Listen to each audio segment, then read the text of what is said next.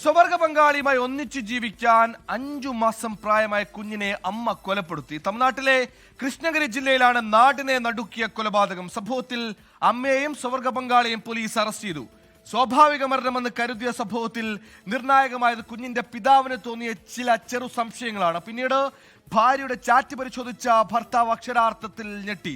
Digital തെളിവുകളാണ് കേസിൽ നിർണായകമായത്. ഈ മാസം 2-നാണ് സുരേഷ് ഭാരതി ദമ്പതികളുടെ മകനായ 5 മാസം പ്രായമുള്ള ധ്രുവ് മരിക്കുന്നത്.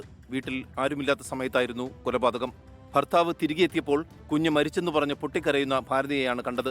മുലപ്പാൽ തൊണ്ടയിൽ കുടുങ്ങി ശ്വാസം മുട്ടി മരിച്ചെന്ന് ഭാരതി വീട്ടുകാരെയും നാട്ടുകാരെയും ബോധ്യപ്പെടുത്തി. ഇത് വിശ്വസിച്ച ബന്ധുക്കൾ സ്വാഭാവിക മരണമെന്ന് കരുതി പിതാവിന്റെ ഉടമസ്ഥതയിലുള്ള കൃഷിയിടത്തിൽ സംസ്കരിച്ചു. തുടർന്നുള്ള ദിവസങ്ങളിൽ ഭാരതിയുടെ സ്വഭാവത്തിൽ വലിയ മാറ്റം ഭർത്താവ് സുരേഷിന് അനുഭവപ്പെട്ടു. ഭാരതി അറിയാതെ ഫോൺ ചാറ്റ് പരിശോധിച്ച സുരേഷ് അക്ഷരാർത്ഥത്തിൽ ഞെട്ടിപ്പോയി. 22-കാരിയായ സുമിത്ര എന്ന യുവതിയുമായി ഭാര്യ പ്രണയത്തിലാണെന്ന് തിരിച്ചറിഞ്ഞു. പിഞ്ചുകുഞ്ഞ് അവരുടെ പ്രണയത്തിന് വിലങ്ങുതടിയാണെന്നും എങ്ങനെയെങ്കിലും ഒഴിവാക്കണം എന്നൊക്കെ ചാറ്റിൽ ഇരുവരും പറയുന്നുണ്ട്. ഇതാണ് സുരേഷിന് മരണത്തിൽ സംശയമുണ്ടാക്കിയത്.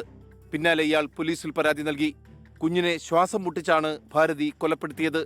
കൊലപ്പെടുത്തിയ ശേഷം കുഞ്ഞിന്റെ ചലനമറ്റ ഫോട്ടോകൾ ഭാരതി സുമിത്രയ്ക്ക് അയച്ചു നൽകി. ചാറ്റുകൾ പരിശോധിച്ച പോലീസ് ഇതിന്റെ അടിസ്ഥാനത്തിൽ നടത്തിയ ചോദ്യം ചെയ്യലിൽ ഭാരതി കുറ്റം സമ്മതിച്ചു. സ്വവർഗ പങ്കാളിയായ സുമിത്രയുടെ അറിവോടെയാണ് കൊലപാതകമെന്ന് ഭാരതി ഏറ്റുപറഞ്ഞു.